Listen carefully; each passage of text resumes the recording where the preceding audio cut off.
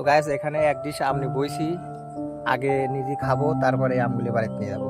তো যারা আমরুপালি আম খাইবে চান তারা চলে আসেন।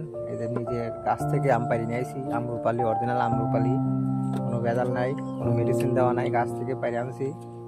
আর এই আমগুলি হচ্ছে এখনো পাকে নাই পুরাপুরি, তবে হালকা পাকা ওই আমগুলি খাইতে স্বাদ লাগে বেশি বেশি। মনে করেন যে কত পাখি নরম হয়ে যায়, নরম আমের চাইতে আপনার হালকা পাকা ওই আমগুলি খাইতে বেশি মজা লাগে। তো আমরা এখন এখানে বেশি খাবো এটা। এই যে এইগুলো হচ্ছে খাওয়ার মতো আম আছে। তো এটা হচ্ছে পাতে বসে ফাইটে গেছে, হালকা একটু পাইকে গেছে। এগুলো হচ্ছে মোটামুটি খাওয়ার বেশি মজা লাগে। আম কাটা লাগে পুরোপুরি পানি নেই।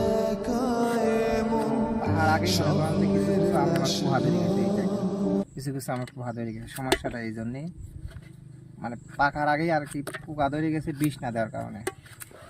এই জন্য হচ্ছে আম এখনই পারি নিয়ে গেলাম, কারণ এই আমগুলি থাকলে পরে এক খাবি কাঠ দিয়ে